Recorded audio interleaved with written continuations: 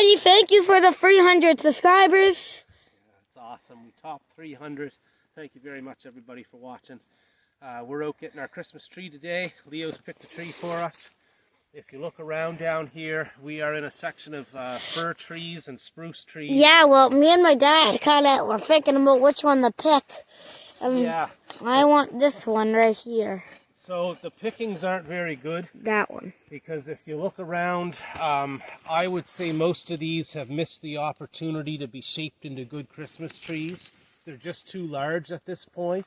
And even if I were to cut this, like I might be able to salvage something that size, although there's not much for branching here. That's small. I want the big tree. But like look at this one over here, Leo.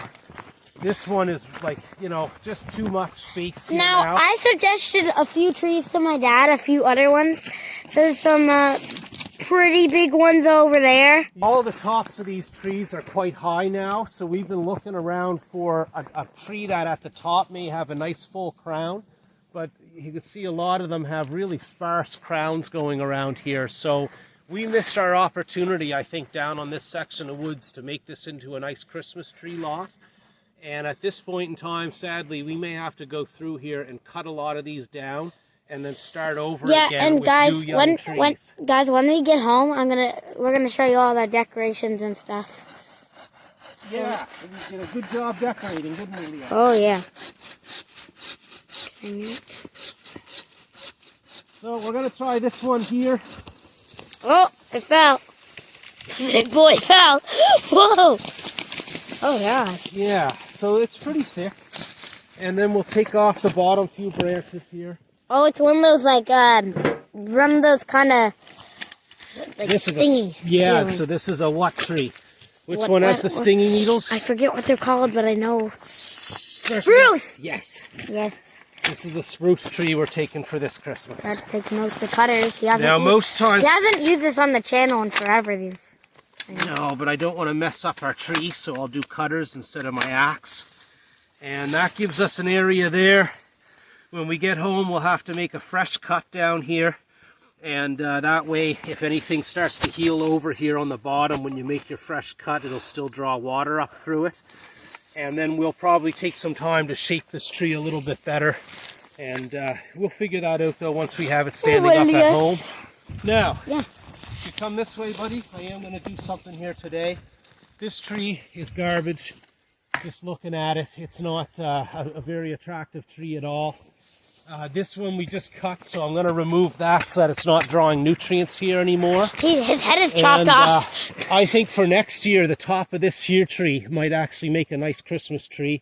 So I'm going to try to reach up and cut the very top of it off, which will help the branches on the side to fill out. I suggested some trees from my dad, like those ones over there. Those pretty big ones. Oh, yeah, that real tall one over there. That one over there, that one. And there's a few other tall ones that I suggested, like if you could see that tall one back there. And there's a few over there, too. There's a few pretty tall ones that I suggested to my dad. I don't even know if it would fit. It probably would fit in our house like that. What kind of tree are those tall ones, Leo? With the long needles. Big pine. Yes. Good job. You're starting to learn your trees. Yeah, those are pretty big trees. They probably would fit in our living room. A 200-year-old pine, that'd be a great Christmas tree. All right. But you wouldn't fit it in your yard, probably. You might fit it in your yard, but not your living room. Move that aside. And now I'm going to take a minute here and I'm going to clear out some of the trees. I'm going to leave this tree remaining. And again, we're going to hope that this top fills out a little bit better. And next year we can come cut this somewhere down here, take off a few limbs, and we'll have a nice shaped Christmas tree. Yeah. It's crowded. Yep. We're going to leave that one. I'll talk about that in a minute. Dad's going to cut down a tree. Yeah, this one's crowding the one that's nice next to it. So we're going to knock this one down. Now, again, I'm not too worried about cutting things here, because what we want to have happen is as we remove these, we have smaller trees to work with. And those smaller trees we can shape better and mold into good Christmas trees. So we'll get rid of this guy. There. Okay, I'm gonna launch him like a spear. That my way? Oh! We've got these two scrawny ones that are shadowed by this tree. So because we want the top of this one to do well, these ones are gonna be overshadowed and crowded. So I'm gonna... We'll get rid of those. Yep. This one over here is small enough that maybe we could make something of it. It looks terrible right now, but I'm going to cut the bud off of that. I'm just going to cut a couple of these limbs up here at the top. Pew. Pew. And hopefully this thing will fill out a little bit. I don't know if that's going to work well.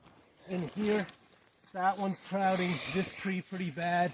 And the top of that one actually looks kind of nice. It's got a big area there that's no good. I don't know if I can do anything, and I don't know how I'd get up at the top there to cut that back. Oh, Daddy, let's get on a ladder. But yeah, I'd almost have to bring a ladder over.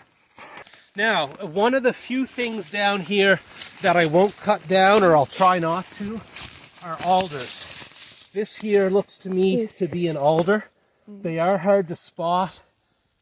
Sometimes they look a lot like birch, young birch, but just by the way that's growing, and I think the little buds that I see here at the top, I would say that's probably an alder.